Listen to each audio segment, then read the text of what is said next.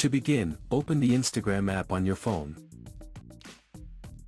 Next, tap the message icon at the bottom of the screen to open your direct messages. Then go to the group chat where you want to mention everyone.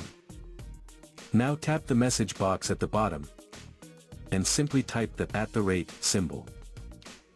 You will then see the names of all group members. Scroll down until you find everyone and tap on it. Now type your message, for example, tomorrow party at my place 7 p.m. Then tap the send button. Instagram will then notify every member of the group, even those who have muted the chat. The message will appear with a special tag indicating it's an @everyone mention. This feature ensures important messages reach all group members instantly, even if they've muted the chat. So that's how you can mention everyone in a group chat on Instagram.